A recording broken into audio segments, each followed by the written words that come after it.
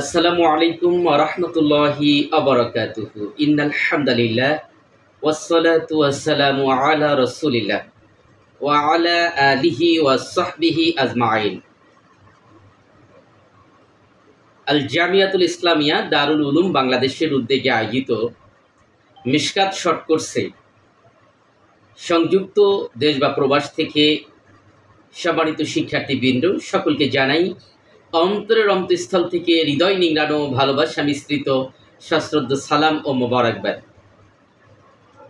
প্রশংসায় মস্তক অবনত করছি বিশ্বজাহানের শাহানশাহ রাজা ধীরাজ আল্লাহ সুবহানাহু ওয়া তাআলার দরবারে, যিনি সলাতুল ইশার পরে কোরআনে কারীমের এই দর্সে আমাদেরকে অংশগ্রহণ করার সুযোগ করে দিয়েছেন, যুক্ত হবার সুযোগ করে দিয়েছেন। আলহামদুলিল্লাহ, শত সহস্র দুরুদ ও সালাম পেশ করছি নবী রহমত মুহাম্মদ মুস্তফা আহমদ মুজতবা সাল্লাল্লাহু আলাইহি ওয়াসাল্লামের শানে।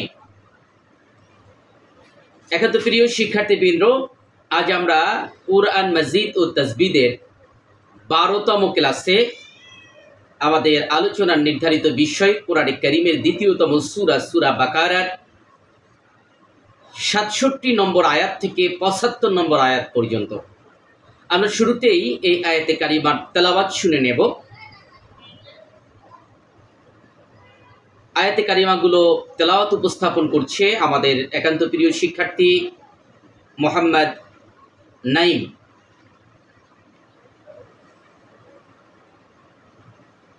আসসালামু আলাইকুম ওয়া রাহমাতুল্লাহ। ওয়া আলাইকুম আসসালাম ওয়া রাহমাতুল্লাহ।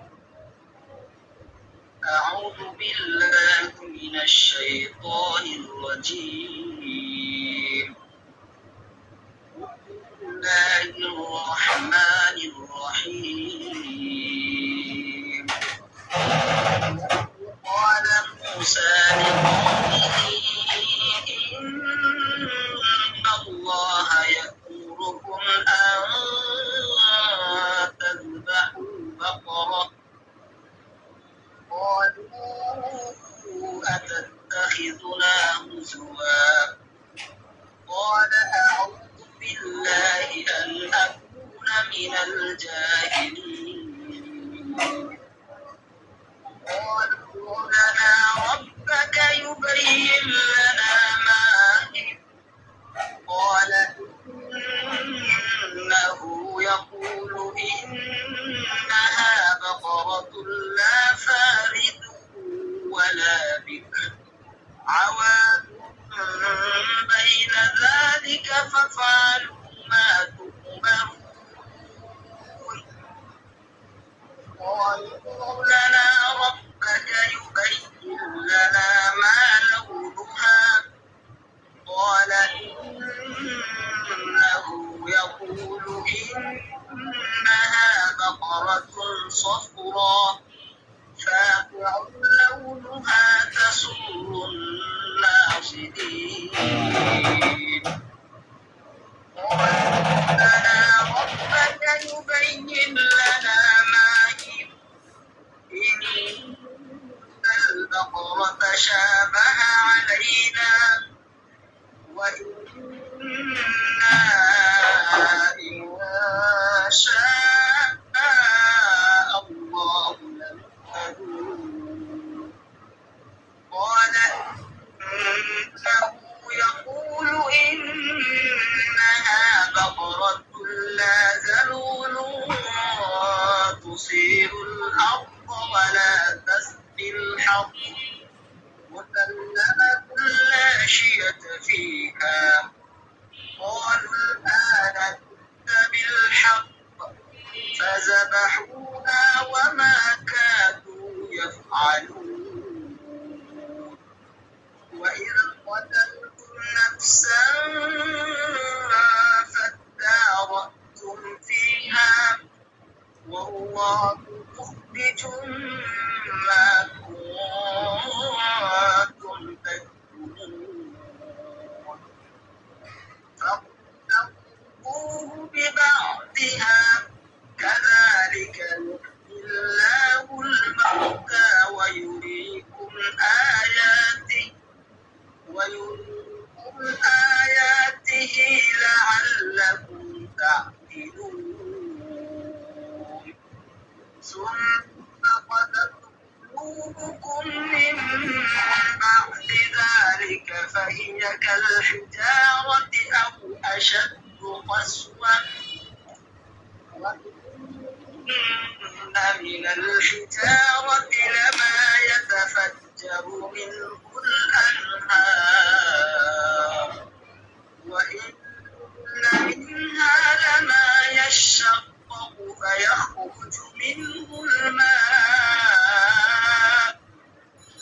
وإن منها لما يهبط من خشية الله والله بغافل عما تعملون أفتطمعون أن يؤمنوا لكم وقد كان فريق منهم يسمعون كلام الله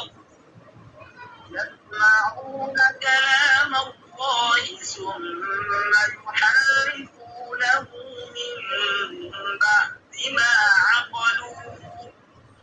من بعد ما عقلوه وهم يعلمون صدق الله العظيم মাশাআল্লাহ মাশাআল্লাহ, অত্যন্ত চমৎকার হৃদয় স্পর্শী তেলাওয়াত আমরা শুনলাম আমাদের একান্ত প্রিয় শিক্ষার্থী হাফেজ মোহাম্মদ নাইমের কাছ থেকে।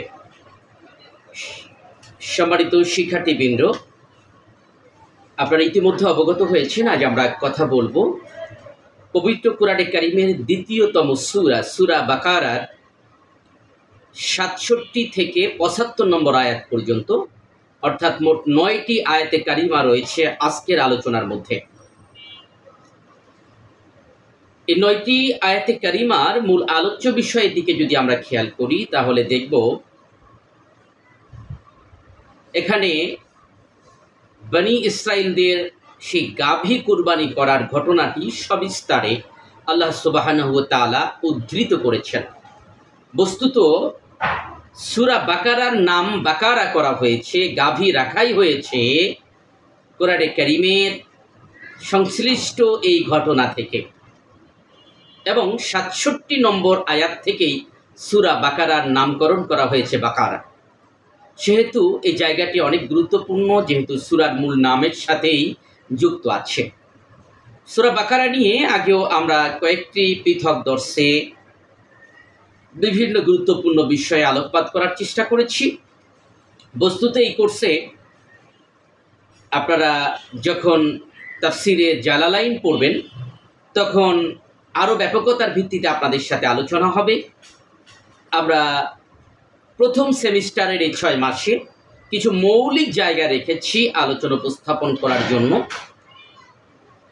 যা আমাদের জীবনের সাথে জড়িত, যা আমাদের জন্য অপেক্ষাকৃত আগে জানাই বেশি জরুরি। তা শুন আমরা আয়াতে কারিমাগুলোর মূল আলোচনায় চলে যাই। আমরা শুরুতেই চলে যাব সূরা বাকারার সেই ৬৭ নম্বর আয়াতে কারিমায়।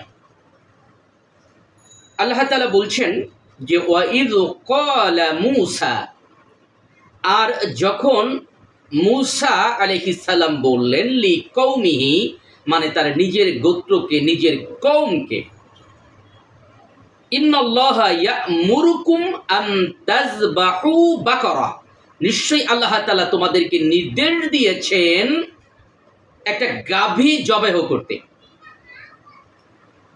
আসুন, মূসা আলাইহিস সালাম, আল্লাহ তাআলা যে সকল নবী আলাইহিস সালামদের উপরে আসমানি কিতাব অবতীর্ণ করেছেন তাদেরকে বলা হয় রাসূল। নবী এবং রাসূলের মধ্যে পার্থক্য হলো, নবী আলাইহিস সালামগণ পূর্ববর্তী নবীর শরিয়াতের অনুসরণ করতেন, আর রাসূল যারা ছিলেন তাদের জন্য পৃথক শরিয়াত ছিল। অন্যভাবে বললে তাদের উপরে কিতাব অবতীর্ণ হতো। সহজ ভাষায় বলতে গেলে যে সকল নবী আলাইহিস সালামদের উপরে আসমানি গ্রন্থ অবতীর্ণ হয়েছে তারা হলেন রাসূল।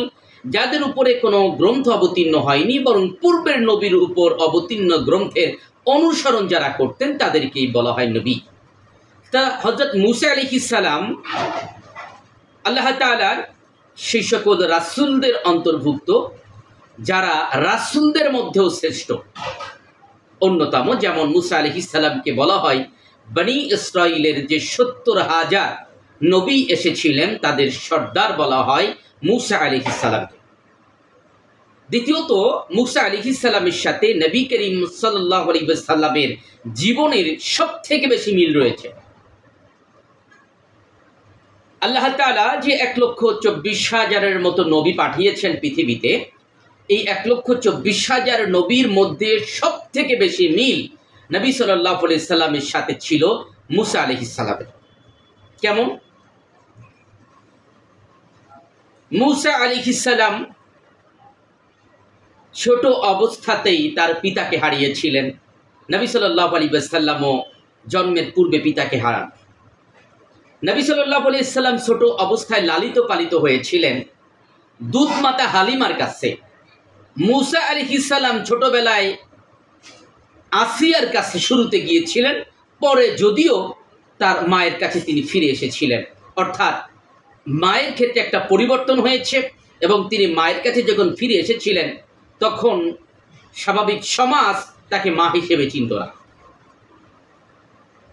নবী সাল্লাল্লাহু আলাইহি ওয়াসাল্লাম লালিত পালিত হয়েছিলেন কুরাইশ গোত্রে, মানে যারাই মক্কাকে পরিচালনা করত, বা সহজ ভাষায় বলতে গেলে যারা মক্কা নামক রাষ্ট্রের কর্ণধার ছিল, নবী সাল্লাল্লাহু আলাইহি ওয়াসাল্লাম সেই পরিবারেই লালিত পালিত হন বা জন্মগ্রহণ করেন এবং সেখানে তিনি বড় হন। মুসা আলাইহিস সালাম ফিরাউনের ঘরে বড় হয়েছিল, যে ফিরাউনও রাষ্ট্রপ্রধান ছিল। নবী সাল্লাল্লাহু আলাইহি ওয়াসাল্লাম হিজরত করেছিলেন মক্কা থেকে মদিনায়। মুসা আলাইহিস সালামও মাদায়েনে হিজরত করেছিলেন। তা এরকম অনেকগুলো মিল পাওয়া যায়। আরেকটি গুরুত্বপূর্ণ মিল হচ্ছে মুসা আলাইহিস সালামের উপরে আসমানি গ্রন্থ অবতীর্ণ হয়, নবী সাল্লাল্লাহু আলাইহি ওয়াসাল্লামের উপরেও আসমানি গ্রন্থ অবতীর্ণ হয়। নবী সাল্লাল্লাহু আলাইহি ওয়াসাল্লাম মেরাজের রজনীতে সরাসরি আল্লাহ তাআলার দাওয়াতে গিয়েছিলেন এবং আল্লাহ তাআলার সাথে নবীজির সরাসরি কথা হয়। আর মুসা আলাইহিস সালামকে বলা হয় কালিমুল্লাহ, তিনি আল্লাহ তাআলার সাথে তুর পাহাড়ে কথা বলতেন। মুসা আলাইহিস সালাম অনেকগুলো যুদ্ধের সেনাপতি ছিলেন। নবী সাল্লাল্লাহু আলাইহি ওয়াসাল্লাম ২৭টি যুদ্ধের সেনাপতির দায়িত্ব পালন করেছেন। এরকম অনেকগুলো মিল সম্মানিত এই দুইজন নবী আলাইহিস সালামের মধ্যে রয়েছে। আসুন আল্লাহ তাআলা সেই মুসা আলাইহিস সালামের কথা স্মরণ করিয়ে দিলেন এই আয়াতে। আল্লাহ তাআলা তার প্রিয় হাবিবকে জানিয়ে দিলেন যে ওয়াইয ক্বালা, আর যখন বলেছিল মুসা আলাইহিস সালাম যখন বলেছিলেন লিকওমিহি, তার কওমকে। মুসা আলাইহিস সালামের কওম বলতে কি বোঝায়? মুসা আলাইহিস সালামের কওম বলতে বোঝায় ইয়াহুদীদেরকে। মুসা আলাইহিস সালামের কওম বলতে ইয়াহুদীদেরকে বোঝায়। ঈসা আলাইহিস সালামের কওম বলতে সাধারণত খ্রিস্টানদেরকে বোঝায়। তা লিকওমিহি মানে তিনি যখন তার কওমকে বলেছিলেন, অর্থাৎ তৎকালীন ইয়াহুদীদেরকে তিনি বলেছিলেন ইন্নাল্লাহা ইয়া'মুরুকুম, নিশ্চয়ই আল্লাহ তাআলা অর্ডার করেছেন, নির্দেশ দিয়েছেন। আপনারা আমর পড়েছেন মনে হয়, ইতিমধ্যে আমর শুরু হয়েছে কিনা আমি জানি না আরবি ব্যাকরণে। আমর এবং নাহি, আমর বলতে বোঝায় নির্দেশ করা, নাহি মানে নিষেধ করা। আমর বলতে বোঝায় নিজেকে বড় মনে করে কোনো বিষয়ের অর্ডার করা। তা আল্লাহ তাআলা বলছেন মুসা আলাইহিস সালামকে, আল্লাহ তাআলা এভাবেই বলেছিলেন যে তিনি তার কওমকে বললেন যে আল্লাহ নির্দেশ দিয়েছেন তোমাদেরকে। কি নির্দেশ দিয়েছেন? আন তাযবাহু বাকারা, তোমরা জবেহ করবে একটা গাভী, একটা গাভী তোমরা জবেহ করবে। আল্লাহ তাআলা এই নির্দেশ দিয়েছিলেন। বাকারা শব্দের অর্থ হচ্ছে গাভী। এখন মুসা আলাইহিস সালাম তার কওমকে, মানে তথাকথিত সেই ইহুদিদেরকে তিনি বললেন আল্লাহ তাআলা নির্দেশ দিয়েছেন একটা গাভীকে কুরবানি করতে। মূল ঘটনাটা কি ছিল? ঘটনাটি হচ্ছে আমিল নামে এক ব্যক্তি খুন হয়। খুন হবার পরে তার লাশকে ঝুলিয়ে রাখা হয় গোত্রের প্রধান ফটকের সামনে, মানে মেইন গেটে ঝুলিয়ে রাখা হয়।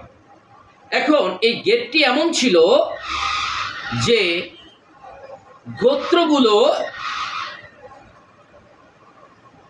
ইহুদিদের মধ্যে দুইটা গোত্র এই গেট অতিক্রম করতে হতো। এখন উভয় গোত্রই পরস্পরকে দোষারোপ করতে লাগলো যে এই আমিলকে হত্যা তোমরাই করেছো, কিন্তু সবাই অস্বীকার করছিল যে না, আমরা হত্যা করিনি বা এ ব্যাপারে আমরা কিছুই জানি না। মূল ঘটনাটি ছিল যে এই যে আমিল নামে যে ব্যক্তি, সেই ব্যক্তি এর একটি মাত্র কন্যা সন্তান ছিল, আর সে অগাধ সম্পদের মালিক ছিল। তার ভ্রাতুষ্পুত্র মানে ভাতিজা প্রস্তাব দিল এই চাচাতো বোনকে বিবাহ করার জন্য, কিন্তু চাচা সম্মতি জ্ঞাপন করলেন না, চাচা রাজি হলেন না। এক পর্যায়ে ভাতিজা চাচাকে হত্যা করে রাতের আধারে লোকচক্ষুর আড়ালে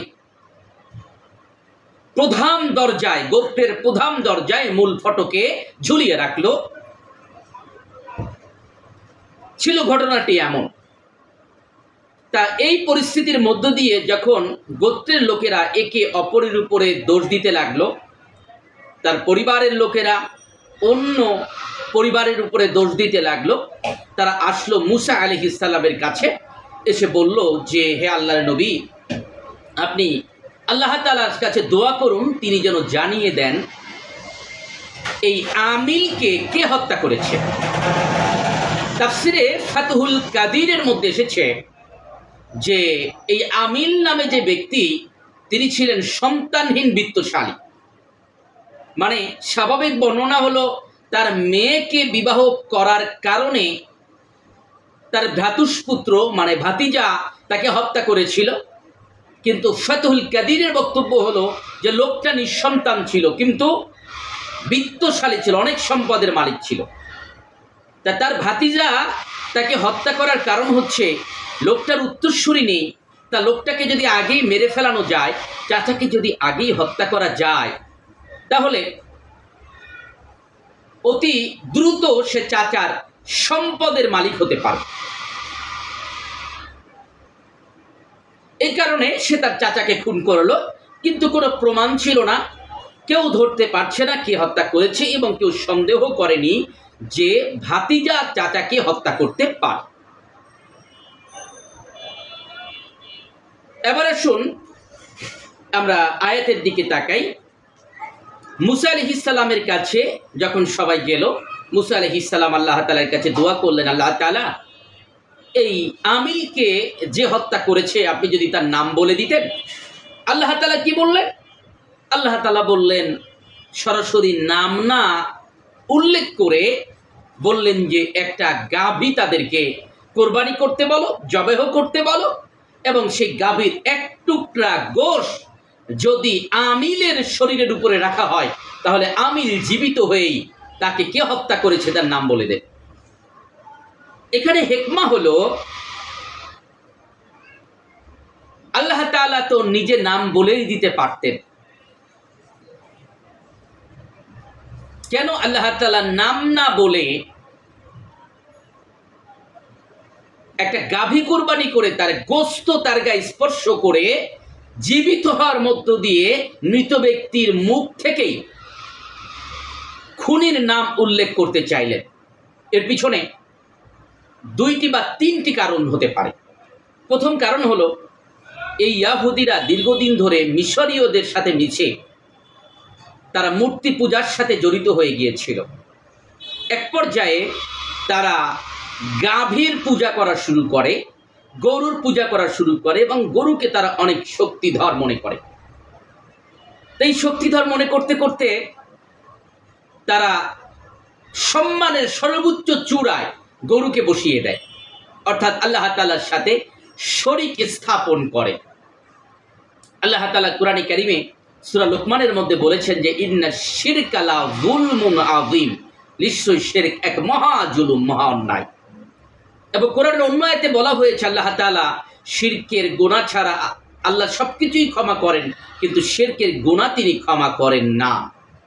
তাই শিরকের মতো এই ভয়াবহ অপরাধে যারা জড়িত, আল্লাহ তাআলা চাইলেন একটি কৌশলের মধ্য দিয়ে হত্যাকারীর নাম স্পষ্ট হোক।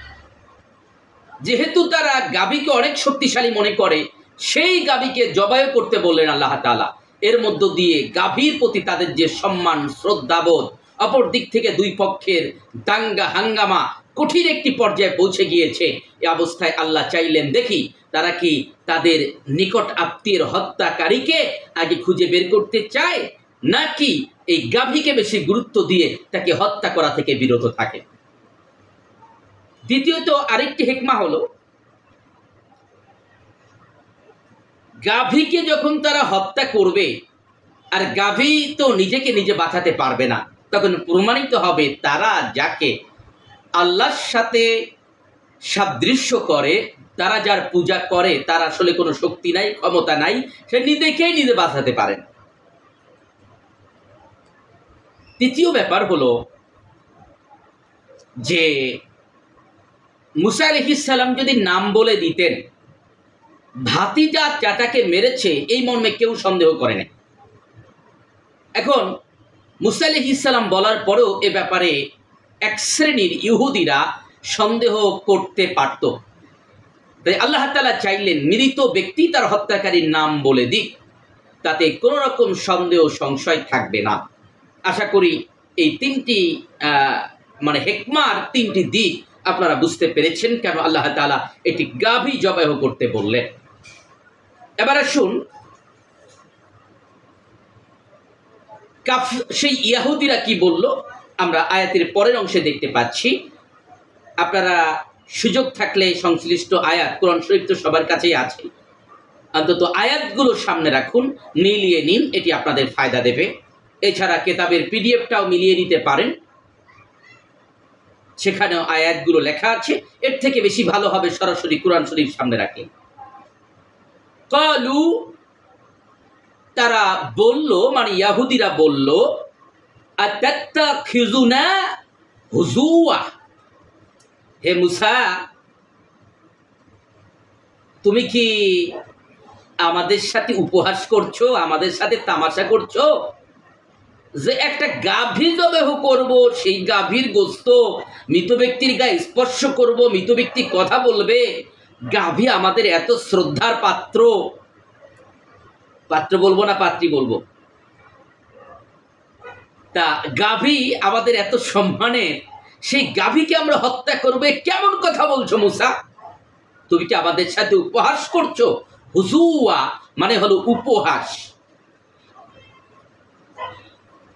মুসা আলাইহিস সালাম জবাবে বললেন, ক্বালা, তিনি বললেন, আউযু বিল্লাহ, আমি আল্লাহ তাআলার কাছে আশ্রয় চাচ্ছি, আন আকুনা মিনাজ জাহিলিন, মূর্খদের অন্তর্ভুক্ত হওয়া থেকে, অজ্ঞদের অন্তর্ভুক্ত হওয়া থেকে আমি আল্লাহ তাআলার কাছে আশ্রয় চাচ্ছি।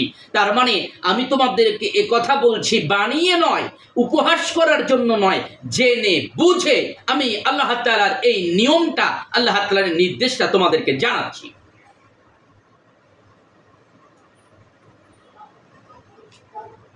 এর পরের আয়াত, মানে ৬৮ নম্বর আয়াত, ক্বালু, তারা বলল, ক্বালু দুউ, মানে তারা বলল যে হে মুসা আপনি দোয়া করুন, লানা, আমাদের জন্য, রব্বুকা, আপনার রবের নিকট, ইউবাইন লানা মা হিয়া, তিনি যেন স্পষ্ট করে দেন সেই গাভীটা কি, কেমন ধরনের গাভী হবে, একটু যেন আল্লাহ তাআলা স্পষ্ট করে দেন আমাদেরকে। মুসা আপনি সেই দোয়া করেন। ক্বালা, মুসা আলাইহিস সালাম বললেন, যখন তারা দোয়া করতে বলল, মুসা আলাইহিস সালাম আল্লাহ তাআলার কাছে দোয়া করলেন, আল্লাহ তাআলা জানিয়ে দিলেন। এখানে সহজে আল্লাহ তাআলা মূল ঘটনাকে সংক্ষিপ্ততার মধ্যে বর্ণনা দিচ্ছেন। ক্বালা, মুসা আলাইহিস সালাম আল্লাহ তাআলার কাছে জানার পরে বললেন যে ইন্নাহু ইয়াকুলু ইন্নাহা বাকারাতুন, নিশ্চয়ই আল্লাহ তাআলা বলেছেন যে তা হবে এমন একটা গাভী, লা ফারিদুন, যা বিরুদ্ধ নয়, ওয়ালা বিকুরুন, এবং তা বকরিও না, মানে হলো অল্প বয়স্ক না, বাচ্চাও না, যা বৃদ্ধ না বাচ্চাও না। আওয়ানুন মানে এই দুইটার মাঝামাঝি, বাচ্চা গাভীও হবে না, বৃদ্ধ গাভীও হবে না, দুইটার মাঝামাঝি বয়স্ক একটা গাভী হবে। বাইনা জালিকা মানে দুইটার মাঝামাঝি। ফাফআলু মা তুমারুন, সুতরাং তোমরা তা করো যার নির্দেশ আল্লাহ তাআলা তোমাদেরকে দিয়েছেন। দেখেন মজার ব্যাপার, ইহুদিদের সমস্যা ছিল এরা বেশি প্রশ্ন করত। যদিও বেশি প্রশ্ন যারা করে তারা জানতে পারে বেশি, এটা আংশিক সত্য, কিন্তু অতিরিক্ত প্রশ্ন করা এটি যেমন বেয়াদবের লক্ষণ, বেয়াদবির লক্ষণ, একই সাথে অতিরিক্ত প্রশ্ন করার মধ্য দিয়ে জটিলতা পাকানোর সম্ভাবনা বেশি থাকে। নবী সাল্লাল্লাহু আলাইহি সাল্লাম বলেছেন, ইয়াসসিরু ওয়ালা তুয়াসসিরু, সহজ করো কঠিন করো না। বাশশিরু ওয়ালা তুনাফিরু, সুসংবাদ দাও বীতশ্রদ্ধা করো না। বনি ইসরাইলরা যদি এই প্রশ্ন কোনো কিছুই না করে, যখনই আল্লাহ তাআলা বলেছেন যে একটা গাভী তাদেরকে কুরবানি করতে বলো, যে কোনো গাভী তারা যদি জবাই করত, তাহলেই তারা সেই গাভীর গোশতের স্পর্শে মৃত ব্যক্তিকে জীবিত করে তার মুখ দিয়ে হত্যাকারীর নাম শুনতে পেত। কিন্তু তারা বারংবার প্রশ্ন করছে, আল্লাহ তাআলা কৌশল করছেন, এবং অর্থাৎ আল্লাহ তাআলা আরো কঠিন করছেন তাদের জন্য। যেহেতু তারা প্রশ্ন করছে, বারবার প্রশ্ন করার উদ্দেশ্য তাদের ছিল যেন কোনোভাবে এই গাভীর প্রসঙ্গ এড়িয়ে মুসা আলাইহিস সালাম অন্য কোনো সমাধান দেন। গাভীর ব্যাপারটা যেন বাদ যায়, যেহেতু গাভীর তারা পূজা করে, গাভীকে তারা দেবতা মনে করে, এরকম দেবতা বা দেবীর পূজাকে তারা এড়িয়ে যেতে চাচ্ছে, অর্থাৎ তারা চাচ্ছে ভিন্ন কোনো সমাধান। আল্লাহ তাআলা নিঃসন্দেহে গোপন প্রকাশ্য সকল বিষয় জানেন। ইন্নাল্লাহা ইয়ালামু মা বাইনা ফি সুদুরিকুম, আমাদের অন্তরের মধ্যে যা আছে তাও আল্লাহ তাআলা জানেন। তাই আল্লাহ তাআলা একটু কৌশল করেই, যেহেতু ইহুদিরা নবী আলাইহিস সালামের কাছে প্রশ্ন করেছে যে সেই গাভীর ব্যাপারে একটু বিস্তারিত দোয়া করে আমাদেরকে জানিয়ে দিন, তখন আল্লাহ তাআলা পুনরায় জানায় দিলেন যে ওই গাভীটা হবে, বুড়াও হবে না, মানে বুড়িও হবে না, বয়স্কও হবে না, আবার এটি ছোটও হবে না, মানে বাচ্চাও হবে না, বরং এর মাঝামাঝি হবে। এরপরে মুসা আলাইহিস সালাম বলে দিলেন, তোমরা তাই করো যে আল্লাহ তাআলা তোমাদেরকে নির্দেশ দিয়েছেন। ক্বালু, কিন্তু ইহুদিরা এই জায়গায় থামলো না, তারা আবার নতুন করে পেঁচানো শুরু করলো। ক্বালু দুউ লানা রাব্বাকা, আয় মুসা আপনি দোয়া করুন আমাদের জন্য আপনার রবের কাছে, ইউবাইয়িন লানা, তিনি যেন বর্ণনা করেন আমাদের জন্য, মা লাউনুহা, তার রংটা কেমন হবে, গরুর রং কেমন হবে সেটাও যেন আপনার রব আমাদেরকে বলে দেয়। এবার মুসা আলাইহিস সালাম আল্লাহ তাআলার কাছে আবার দোয়া করলেন। দোয়া করার পরে তিনি জানাচ্ছেন, সমাধান দিচ্ছেন। ক্বালা, তিনি বললেন, ইন্নাহু, নিশ্চয়ই তিনি, ইয়াকুলু ইন্নাহা, তিনি বললেন নিশ্চয়ই তিনি, ইয়াকুলু মানে আল্লাহ তাআলা বলেছেন, ইন্নাহা এই গাভীটা হবে, বাকারাতুন একটি গাভী, সফরাউ যা হবে হলুদ বর্ণের। এটা এমন একটা গাভী হবে, মুসা আলাইহিস সালাম বললেন আল্লাহ তাআলা আমাকে জানিয়ে দিয়েছেন এটা এমন একটা গাভী হতে হবে। আগে বলেছেন এটা বৃদ্ধও না, অল্প বয়স্কও না, ছোটও না, একেবারে বড়ও না, মাঝারি। এবার তিনি বলে দিলেন যে আল্লাহ তাআলা বলেছেন এটা এমন একটা গাভী হতে হবে যে গাভীর রং হবে হলুদ। আচ্ছা একটু চিন্তা করুন তো, হলুদ বর্ণের গাভী আমরা কি কেউ কোনোদিন দেখেছি? তার মানে বোঝা যায় এটা কোনো স্বাভাবিক গাভী নয়। যেহেতু বনি ইসরাইলরা বারবার তাদের কথাগুলোকে ঘুরাচ্ছে, এই গাভী কুরবানি থেকে বাঁচার জন্য আল্লাহ তাআলা কঠিন করে বললেন ওটা এমন একটা গাভী হবে যে গাভীটা হবে সফরা ও হলুদ রঙের। তারপরে শুধু তা না, সাকরিউল্লাউনুহা, তার রং হবে উজ্জ্বল। এটা হালকা ফ্যাকাশে হলুদ হলেও হবে না, উজ্জ্বল হলুদ হবে, একেবারে পাকা কালার হতে হবে হলুদের। তারপরে তাসুররুন নাজিরিন, তা যেন দর্শকদেরকে আনন্দ দেয়, যারা দেখবে গাভী দেখে তারা আনন্দ পাবে, এমন একটা গাভী হতে হবে, হলুদ বর্ণের, চাকচিক্যময়, এক উজ্জ্বল বর্ণের গাভী হবে, মানুষ দেখে আনন্দিত হবে, এমন একটা গাভী তারা যেন কোরবানি করে। এবার আসুন, এরপরেও থামল না তারা। ইহুদিরা এবার প্রশ্ন করলো, তারা বলল, কলু দুউ লানা রব্বাকা ইউবাইয়িন লানা, হে মুসা, আপনি আপনার রবের কাছে আবারও দোয়া করেন, তিনি যেন আমাদেরকে জানায় মা হিয়া,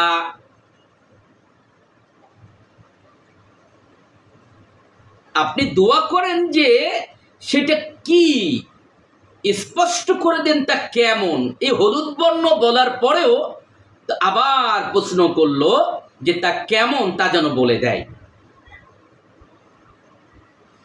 এবং শুধু তা না, তারা আরো বলল, ইন্নাল বাকারাতা তাশাবাহা আলাইনা, নিশ্চয়ই এই যে গাভীর বর্ণনাটা আমাদেরকে দেয়া হয়েছে এটা এখনো সন্দেহপূর্ণ হয়ে গেছে, মানে এখনো স্পষ্ট হয় নাই আমাদের কাছে, এটাও একটা সন্দেহর ব্যাপার যে হলুদ বর্ণের গাভী, এটাও ক্লিয়ার না। এরপরে তারা কি বলল,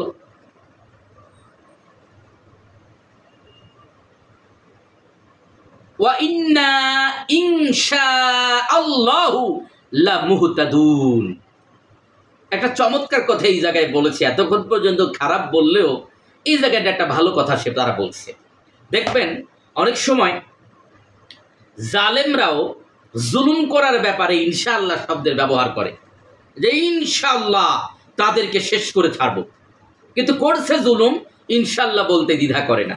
আবু জেহেল একদিন কসম খেয়েছিল এভাবে যে আল্লাহর কসম, আমি মুহাম্মদ সাল্লাল্লাহু আলাইহি সাল্লামকে আগামীকাল মারবই, মানে আবু জেহেলও আল্লাহ তাআলার কসম খাইতো। বোঝা যায় আবু জেহেলের উত্তরসূরি যারা আজও আমাদের সমাজে আছে, তারাও মুখে ইনশাআল্লাহ বলতে পারে, আল্লাহর কসমও খাইতে পারে, কিন্তু বাস্তবতা তাদের মিলে যায় কাফেরদের সাথে। তা ইহুদিরা যখন বলল যে আশা করা যায় আল্লাহ যদি চান তাহলে আমরা সঠিক পথ পাবো, মানে আমরা একটা সঠিক দিশা পাবো, সেই যেমন একটা গাভী আমাদের কুরবানি করার দরকার, আমরা সে ব্যাপারে একটা সমাধান পাবো।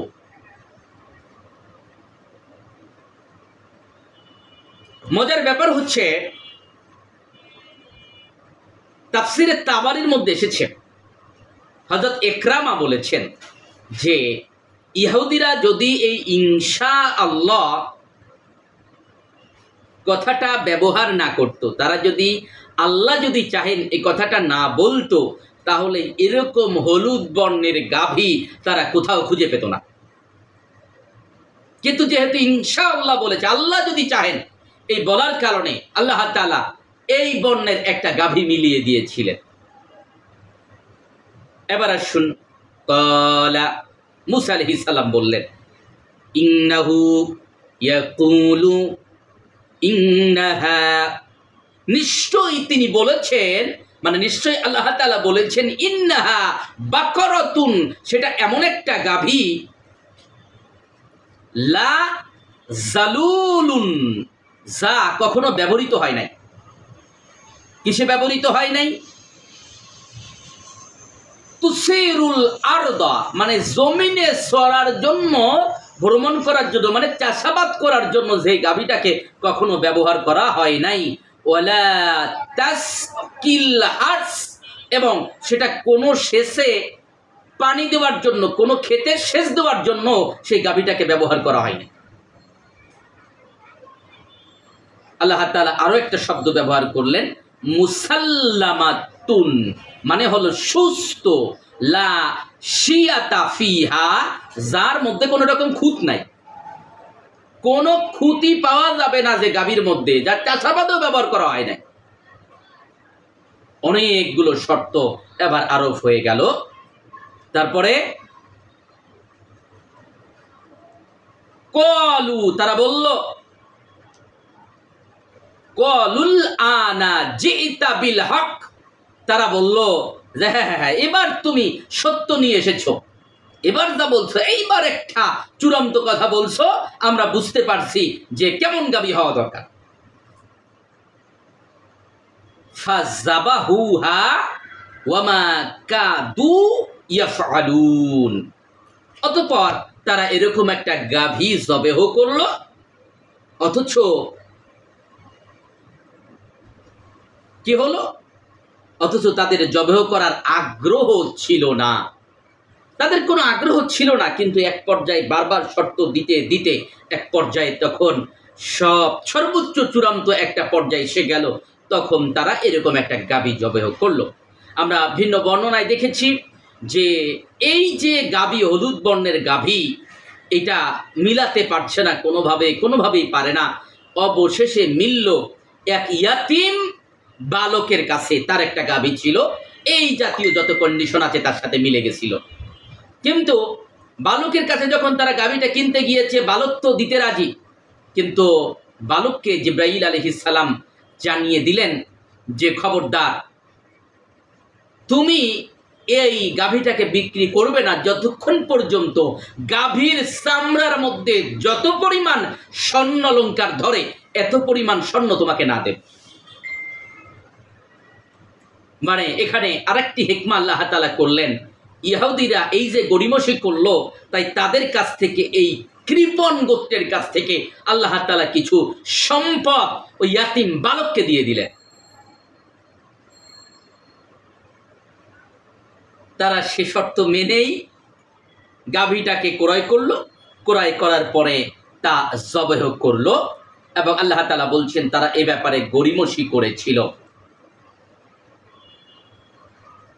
এবার আসুন পরের আয়াতে,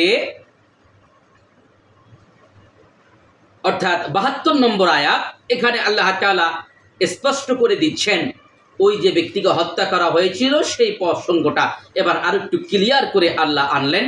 আল্লাহ তাআলা বললেন, ওয়া ইজ কাতালতুম নাফসান, আর যখন তোমরা হত্যা করেছিলে একটা প্রাণীকে, মানে একজন মানুষকে, ফাদারাতুম ফিহা, অতঃপর তোমরা একে অপরের উপরে দোষারোপ করেছিলে তার ব্যাপারে। যখন তোমরা একজন মানুষকে হত্যা করে একে অপরের উপরে দোষারোপ করেছিলে, আল্লাহু মুখরিজুম মা কুনতুম তাকতুমুন, অথচ আল্লাহ তাআলা প্রকাশকারী, মুখরিজ, মাখরাজ মানে কি উচ্চারণের স্থান, আর মুখরিজ মানে প্রকাশকারী, যিনি প্রকাশ করেন তাকে বলা হয় মুখরিজ। তাওয়াল্লাহু মুখরিজুম মা কুনতুম তাকতুমুন, আর আল্লাহ বের করে দিলেন তোমরা যা গোপন করেছিলে, তোমরা যা গোপন করেছিলে আল্লাহ তাআলা তা বের করে দিলেন। মানে আগের যে ঘটনাটি গেল, ঘটনার পরে আল্লাহ তাআলা স্পষ্ট করে দিলেন যে তোমরা যাকে হত্যা করেছিলে সেই হত্যা করার পরে তোমরা একজন আরেকজনের উপরে দোষ চাপালে, দোষ চাপানোর পরে আল্লাহ তাআলা তোমাদের সেই গোপন বিষয়টা প্রকাশ করে দিলেন। কিভাবে? যখন ওই জবহীকৃত গাভীটার একটা গোশের অংশ মৃত ব্যক্তির শরীরে লাগানো হলো, তৎক্ষণাৎ মৃত ব্যক্তি জীবিত হয়ে বলে দিল যে আমাকে হত্যা করেছে আমার ভাতিজা, আমার সম্পদের লোভে, কিংবা ভিন্ন বর্ণনা মতে আমার মেয়েকে বিবাহ করতে চেয়েছিল, আমি রাজি না হওয়ার কারণে আমার ভাতিজাই আমাকে হত্যা করেছে।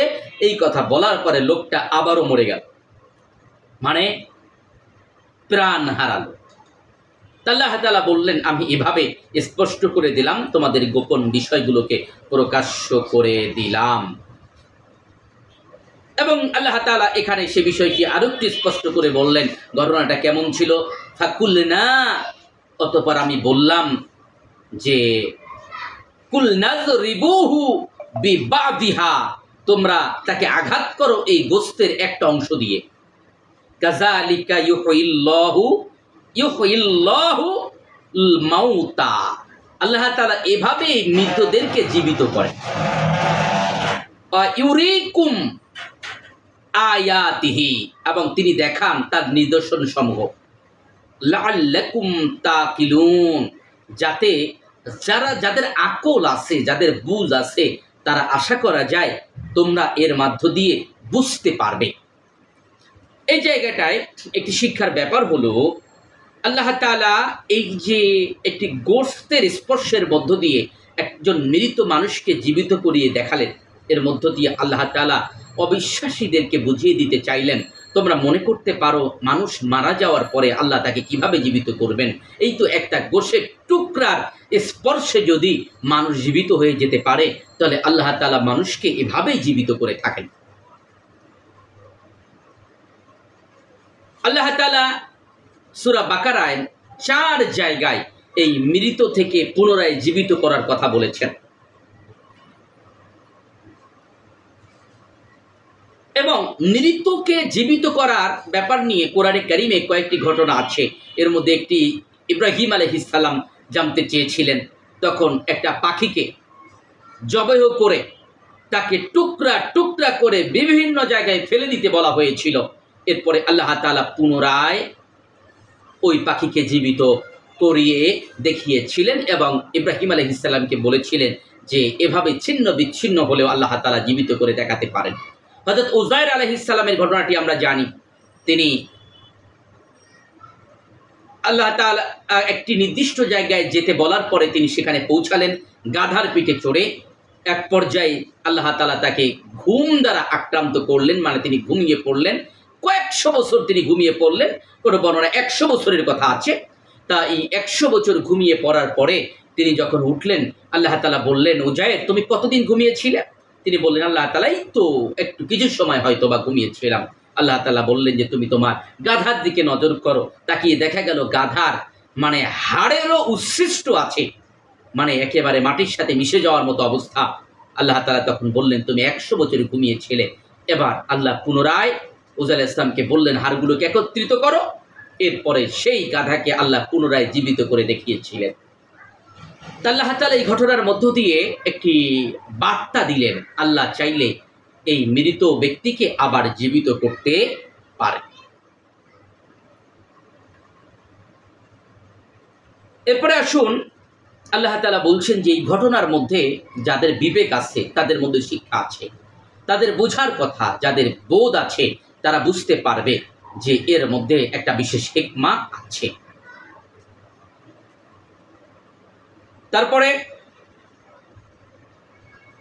এরপরে আল্লাহ তাআলা বলছেন, সুম্মা কাসাত কুলুবুকুম, অতঃপর কঠিন হয়ে গেল তাদের অন্তর সমূহ, মিন বাদি যালিকা, এরপরও তাদের অন্তর কঠিন হয়ে গেল। তারা দেখলো যে একটা মৃত প্রাণী, মানে একটি গাভীর সংস্পর্শে একটা গোশের কারণে একজন মৃত ব্যক্তি জীবিত হয়ে গেল। এমনকি তারা এটাও দেখলো যে গাভী নিজেকে বাঁচাতে পারলো না, যে গাভীর পূজা তারা করত। এরপরেও তাদের হৃদয় কঠিন হয়ে গেল, মানে তারা যথার্থভাবে ঈমান আনলো না। এই ঘটনা দেখার পরে ফাহিয়া, ফলে তা কাল হেজারা, এজন্য পাথরের মতো হয়ে গেল তাদের অন্তর। পাথর যেমন গলে না, তাদের অন্তর সেভাবে বিগলিত হলো না। আও আসাদ্দু কসওয়া, অথবা তার থেকেও বেশি কঠিন হয়ে গেল, পাথরের চেয়েও শক্ত হয়ে গেল। কেন পাথরের চেয়েও বেশি শক্ত হয়ে গেল? কারণ পাথরও কখনো কখনো গলে। আল্লাহ তাআলা সেই কথাটি এই পরের অংশে বলছেন, অর্থাৎ আমরা আলোচনা করছি 74 নম্বর আয়াত। আল্লাহ তাআলা বলছেন, ওয়া ইন্না মিনাল হিজারতি লামা ইয়াতাফাজ্জারু মিনহুল আনহার, নিশ্চয়ই পাথরের মধ্যে এমন পাথর আছে, অবশ্যই যা ইয়াতাফাজ্জারু, উচ্চারিত হয়, মিনহুল আনহার, যা দিয়ে ঝর্ণা উচ্চারিত হয়, যা থেকে ঝর্ণা প্রবাহিত হয়, এমন পাথরও তো আছে। আবার ওয়া ইন্না মিনহা লামা ইয়াশাক্কাকু ফায়াখরুজু মিনহুল মা, আবার এমন পাথরও আছে যা চূর্ণ বিচূর্ণ হয়ে যায়, ফলে তা থেকে পানি বের হয়। কয়েক রকম পাথরের আলোচনা আল্লাহ তাআলা এখানে করেছেন, 3 রকম পাথরে। তার মধ্যে একরকম আমরা পেলাম যে এমন পাথর আছে যা থেকে পানি প্রবাহিত হয়, আবার এমন পাথরও আছে যা চূর্ণ বিচূর্ণ হয়ে যায় এবং তা থেকে পানি বের হয়। আল্লাহ তাআলা পরের অংশে বলছেন যে ওয়া ইন্না মিনহা লামা ইয়াহবিতু মিন খশিয়াতিল্লাহ, আর এমন পাথরও আছে যা পড়ে যায় আল্লাহর ভয়ে। আল্লাহর ভয়ে কেঁপে ওঠে, এক পাথর আর এক জায়গায় সরে যায়, পাথর পড়ে যায়। এরকম পাথরও আছে, আল্লাহর ভয়ে প্রকম্পিত হয়, এমন পাথরও রয়েছে। একটু আগে আমরা বললাম ইয়াশাক্কাকু, এই শাক্কাক মানে হলো চূর্ণ বিচূর্ণ হয়ে যাওয়া বা খোলা। মুকাশশাফাতুল কুলুব নামে ইমাম গাজ্জালি রাহমাতুল্লাহ আলাইহির একটা কিতাব আছে, যার নাম হলো কলব খোলার যন্ত্র। মুকাশশাফা মানে হচ্ছে চাবি। মুকাশশাফা এটা মিফতাহুনের একটি প্রতিশব্দ, চাবি। মুকাশশাফাতুল কুলুব কলব খোলার যন্ত্র, কলব খোলার চাবি। আর মানে এখানে আল্লাহ তাআলা বলছেন যে যে পাথর মানে খুলে যায়, অর্থাৎ চূর্ণ বিচূর্ণ হয়ে যায়, এমন পাথর আছে। আবার এমন পাথর আছে যা আল্লাহর ভয়ে প্রকম্পিত হয়। ওয়ামাল্লাহু বিগাফিলিন আম্মা তাকিলুন, আর আল্লাহ তাআলা তাদের ব্যাপারে উদাসীন।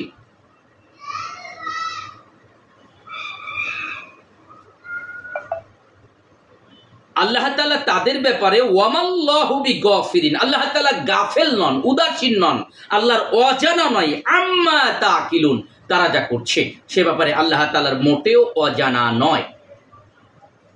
দেখুন, পাথর যে প্রকম্পিত হয়, আল্লাহ তাআলা পবিত্র কোরআনে কারিমেও বলেছেন, যেমন সূরা তাহরিমের 6 নম্বর আয়াতে আল্লাহ তাআলা বলেছেন যে ইয়া আইয়ুহাল্লাযীনা আমানু, হে ঈমানদারেরা, কু আনফুসাকুম, তোমরা নিজেরা বাঁচো, ওয়া আহলিকুম নার, তোমার পরিবারকেও জাহান্নামের আগুন থেকে বাঁচাও। এরপর আল্লাহ তাআলা বলছেন ওয়া কুদুহান নাস ওয়াল হিজারা, যেই জি জি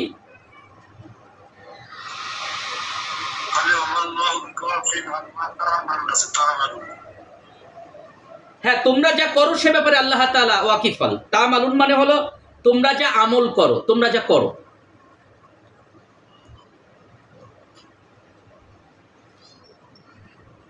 তা এখন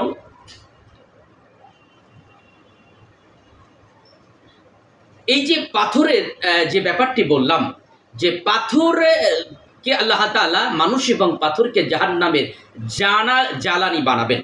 মুসা আলাইহিস সালামের ব্যাপারে মুকাশশাফাতুল কুলুবের মধ্যে ইমাম গাজ্জালি রাহমাতুল্লাহ আলাইহি একটি ঘটনা লিখেছেন যে মুসা আলাইহিস সালাম যখন তুর পাহাড়ে যেতেন, যাওয়ার পথে তিনি একদিন একটি ক্রন্দন ধ্বনি শুনতে পেলেন, কান্নার শব্দ শুনতে পেলেন। পরক্ষণে খুঁজে দেখলেন যে একটি পাথর ক্রন্দন করছে। পাথরের কাছে গিয়ে বললেন, পাথর তুমি কান্না করছো কেন? পাথর বলল, গো আল্লাহর নবী মুসা, আমি যখনই শুনেছি ওয়াকুদুহান নাস ওয়াল হিজারা, জাহান্নামের ইন্ধন হবে মানুষ এবং পাথর, তখন থেকেই আমি আল্লাহ তাআলার ভয়ে ক্রন্দন করছি। আপনি তো আল্লাহ তাআলার সাথে সাক্ষাতে যাবেন, আল্লাহ তাআলার কাছে একটু আরজি পেশ করবেন, আল্লাহ তাআলা যেন আমাকে জাহান্নাম থেকে নিষ্কৃতি দান করেন।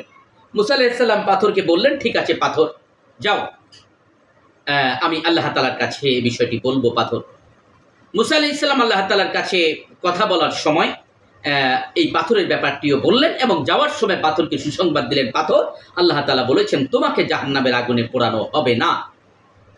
কিছুদিন পরে মুসা আলাইহিস সালাম পুনরায় যখন একই পথ দিয়ে যাচ্ছেন, তিনি শুনতে পেলেন পাথরটি আগের চেয়েও বেশি ক্রন্দন করছে। পাথরকে গিয়ে তিনি বললেন, এ পাথর, তুমি আবার কান্না করছো কেন? তুমি যা চেয়েছিলে আল্লাহ তাআলা তো তা পূর্ণ করেছেন। পাথর তখন বলল, হে আল্লাহর নবী মুসা, আমি আগের বারে ক্রন্দন করেছিলাম এই কারণে যে আমি যেন জাহান্নামের আগুন থেকে বাঁচতে পারি, কিন্তু আমি ক্রন্দন করার ফলে যখন জাহান্নামের আগুন থেকে আমি বেঁচে গেলাম, এই সুসংবাদ আমি পেলাম, তখন আমি ভাবলাম যে ক্রন্দনের কারণে বেঁচে যাওয়ার অর্থ হলো আল্লাহ তাআলা কান্নাকে অনেক বেশি পছন্দ করেন। তাই তো আমি এখন কান্না করছি এই কারণে যেন আমি আল্লাহ তাআলার প্রিয় হতে পারি। সুবহানাল্লাহ। এমন একটি ঘটনা ইমাম গাজ্জালি রহমাতুল্লাহ আলাইহি তার মুকাশশাফাতুল কুলুবের মধ্যে বর্ণনা করেছেন। আমরা মুসলিম শরীফের 2277 নম্বর হাদিসে একটি বর্ণনা পাই, যেখানে নবী সাল্লাল্লাহু আলাইহি সাল্লাম বলেছেন যে আমি নবুয়াত মানে প্রকাশ্য নবুয়াত লাভ করার আগে হেরা পর্বতের গুহায় ওহী লাভ করার আগেও মক্কায় এমন পাথরকে চিনি যে পাথর আমি নবুয়াত লাভ করার আগেও আমাকে সালাম দিত। এমন পাথরকে আমি চিনি। এটি মুসলিম শরীফের বর্ণনা, সহিহ হাদিস। তার মানে পাথর কথা বলা, পাথর সালাম দেওয়া, পাথর ক্রন্দন করা, এগুলো কুরআন হাদিস দ্বারা প্রমাণিত। তায়েফের ময়দানে আপনাদের কারো যাওয়ার সুযোগ হয়েছে কিনা আমি জানি না। তায়েফ মোটামুটি মক্কা থেকে মানে ভূপৃষ্ঠ থেকে প্রায় 6000 ফিট উঁচু এবং মক্কা থেকে প্রায় 100 কিলোমিটার দূরত্বে হচ্ছে তায়েফের মূল শহরটি। তা এখানে গেলে কথিত এক বুড়ির বাড়ির ধ্বংসাবশেষ দেখতে পাওয়া যায়। বলা হয়ে থাকে যে এই বুড়ি নবী সাল্লাল্লাহু আলাইহি ওয়াসাল্লামের রাস্তায় কাটা পুঁতত, মানে তিনি যখন তায়েফে অবস্থান করেছিলেন সে সময় কাটা পুঁতে রাখতো, এমনটি বলা হয়ে থাকে। তার কাছে হযরত আল-কাস রাদিয়াল্লাহু তাআলা আনহুর স্মৃতি বিজড়িত একটা মসজিদ আছে, যেখানে আঙ্গুর বাগানে নবী সাল্লাল্লাহু আলাইহি ওয়াসাল্লামকে সে আশ্রয় দিয়ে নবী সাল্লাল্লাহু আলাইহি ওয়াসাল্লামের খেদমত করেছিলেন এবং পরবর্তীতে তিনি ইসলাম গ্রহণ করেছিলেন। তা এছাড়াও এটি মোটামুটি তায়েফ থেকে বের হওয়ার যে প্রবেশদ্বার সেই জায়গার কথা বলছি। তায়েফে হযরত আব্দুল্লাহ ইবনে আব্বাস রাদিয়াল্লাহু তাআলা আনহুর স্মৃতি বিজড়িত একটা মসজিদ আছে, যেখানে তিনি দর্স দিতেন। তা এই তায়েফে বুড়ির বাড়ি হিসেবে কথিত যে জায়গা এবং যে গোত্রপতিরা নবী সাল্লাল্লাহু আলাইহি ওয়াসাল্লামের সাথে দুর্ব্যবহার করেছিল, খারাপ আচরণ করেছিল, তাদের বাড়িঘর যেখানে আছে বলে বলা হয়। তার পাশে আবার একটা মসজিদ আছে, মসজিদে আলী, মানে হযরত আলী রাদিয়াল্লাহু তাআলা আনহু এই মসজিদে নাকি ইবাদত করতেন। ছোট্ট একটা মসজিদ দেখতে পাওয়া যায় রাস্তার এপারে একটা ওপারে একটা, দুটো আলাদা আলাদা নাম, একটা রাসূল ইসলামের নামে, একটা হযরত আলী রাদিয়াল্লাহু তাআলা আনহুর নামে। তা এখন যাওয়ার পথে ডান হাতে দেখা যায় পাহাড়ের উপরে উঁচু চূড়ায় একটা প্রকাণ্ড পাথর পড়ে যাবে ভাব, নিচে ছোট্ট ছোট্ট দুইটা পাথর দিয়ে বেঁধে আছে, দেখতে অনেকটা এরকম। তা এ ব্যাপারে কথিত আছে, আমি এর কোনো রেফারেন্স পাইনি, যে হতে পারে যে নবী সাল্লাল্লাহু আলাইহি ওয়াসাল্লামের উপরে যখন নির্যাতন করা হলো তখন এই পাথরগুলোকে চাপা দেওয়ার জন্য ফেরেশতারা প্রস্তুত ছিল। যেহেতু নবী সাল্লাল্লাহু আলাইহি ওয়াসাল্লাম সায় দেন নাই, তাই পাথর ওই জায়গায় রয়ে গিয়েছে। অথবা কেউ কেউ বলেছেন ব্যাপারটা এরকমও হতে পারে, কাফেররা যখন অর্থাৎ তায়েফবাসী যখন নবী সাল্লাল্লাহু আলাইহি ওয়াসাল্লামকে পাথর মেরে হত্যা করতে চেয়েছিল তখন আল্লাহ তাআলার নির্দেশ ওই পাথর ওই জায়গায় দাঁড়িয়ে যায়, যে কারণে দেখতে মনে হবে এখনই পাথরটা পড়ে যাবে, কিন্তু 1450 বছর ধরে ওই পাথরটি জায়গায় রয়েছে, সে তার জায়গা পরিবর্তন করেনি। কাব্যে মুহাম্মদ সাল্লাল্লাহু আলাইহি ওয়াসাল্লাম নামে আমার লেখা একটা বই আছে, নবী সাল্লাল্লাহু আলাইহি ওয়াসাল্লামের জীবনীর উপরে 700 লাইনের মতো কবিতায় 32টা অনুচ্ছেদ আছে। এখানে নবী সাল্লাল্লাহু আলাইহি ওয়াসাল্লামের জীবনীর টপ টু বটম এই 700 লাইনের কবিতায় স্পষ্ট করার চেষ্টা করা হয়েছে। একেবারেই নবীজির জন্মের পূর্ব থেকে শুরু করে কিয়ামত পর্যন্ত, নবী সাল্লাল্লাহু আলাইহি ওয়াসাল্লামের কিয়ামতের ময়দানের ভূমিকা পর্যন্ত এটা কাব্যিকভাবে উপস্থাপন করা হয়েছে। তা এখানে আমি এরকম কিছু দুর্লভ ছবি ব্যবহার করেছি, একই সাথে কাহিনী কিছু তথ্যপাত্য ব্যবহার করেছি, সেখানে এই ছবিটাও ব্যবহার করা আছে। আপনারা গুগলেও সার্চ করে দেখতে পারবেন, হয়তো রেয়ার হবে ছবিটা, তারপরও পেয়ে যেতে পারেন ইনশাআল্লাহ। এখন যে বিষয়টি বলছিলাম যে এই যে পাথর, এটাও যে আল্লাহ তাআলা নির্দেশনা মানে কান্না করে, আল্লাহ তাআলা সে কথাটি বললেন যেমন পাথর আছে যে আল্লাহর ভয় কাঁপে। এরপর আল্লাহ তাআলা বলেন ওয়ামাল্লাহু, আর নন আল্লাহ বিগাফিলিন উদাসীন আম্মা, যা সম্পর্কে তামালুন তোমরা করো, মানে তোমরা যা করো তা সম্পর্কে আল্লাহ তাআলা উদাসীন নন। তামালুন এর মূল শব্দটা হচ্ছে আমল, আমল মানে কাজ, মানে তোমরা যা করো বা তোমরা যে কাজ করো তার সম্পর্কে আল্লাহ তাআলা উদাসীন নন, গাফেল নন, মানে আল্লাহ সব কিছুই জানেন। তোমাদের হৃদয় যে কঠোর হয়ে গিয়েছে, পাথরের থেকেও কঠিন হয়ে গিয়েছে, তোমাদের অন্তঃকরণ যে গলবে না, অথচ পাথরের তো বৈশিষ্ট্য আছে, পাথর দিয়ে পানি ঝরে, পাথর চূর্ণ বিচ্ছিন্ন হয়ে যায়, তা থেকে পানি ঝরে। পাথর আল্লাহর আমি আল্লাহ তাআলার ভয়ে প্রকম্পিত হয়, তোমাদের অন্তর তো আমি আল্লাহর ভয়ে প্রকম্পিত হয় না, আল্লাহ তাআলা এই বিষয়টি জানেন। এবার আসুন আমরা সর্বশেষ আয়াতে চলে যাই। আল্লাহ তাআলা এরপরে বলছেন, আল্লাহ তাআলা বলছেন আফাতাতমাউনা আইয়ুমিনু লাকুম ওয়া ক্বাদ কানা ফারীকুম মিনহুম। আল্লাহ তাআলা বলছেন, তোমরা আশা করছো কি, আফাতাতমাউনা, তোমরা আশা করছো কি, আইয়ুমিনু, যে তারা ঈমান আনবে, লাকুম, তোমাদের প্রতি, ওয়া ক্বাদ কানা ফারীকুম মিনহুম, অথচ অবশ্যই তাদের একটি দল ছিল তাদের মধ্য হতে, ইয়াসমাউনা কালামাল্লাহি, তারা আল্লাহ তাআলার কালাম শুনতো, আল্লাহর বাণী শুনতো, সুম্মা ইউহাররিফুনাহু, অতঃপর তারা তাকে বিকৃত করে ছাড়তো, মিন বাদি মা আকালুহু ওয়া হুম ইয়ামালুন, তা বুঝে নিয়েছে অথচ তারা তা জানে না। মানে তোমরা কি আশা করছো তারা তোমাদের প্রতি ঈমান আনবে, অথচ তাদের একটি দল ছিল যারা আল্লাহর বাণী শুনতো, অতঃপর তা বুঝে নেওয়ার পর জেনে বুঝে তা তারা বিকৃত করত। এটি হচ্ছে ৭৫ নম্বর আয়াতের কথা। আল্লাহ তাআলা এখানে নবী সাল্লাল্লাহু আলাইহি ওয়াসাল্লামকে বলছেন যে যেই ইহুদিদের যন্ত্রণায় আপনি ভুগছেন মদিনায়, আসলে এই ইহুদিদের ব্যাপারটা হে আল্লাহর নবী আপনি জেনে রাখুন, তারা তো নবী মুসা আলাইহিস সালামের সাথে এমন করেছিল। একটা গোস্তের স্পর্শে মানুষ জীবিত হয়ে যাওয়ার পরে সে তার হত্যাকারীকে বলে দিল, এর পরেও আমি আল্লাহর প্রতি তারা পরিপূর্ণ ঈমান আনেনি।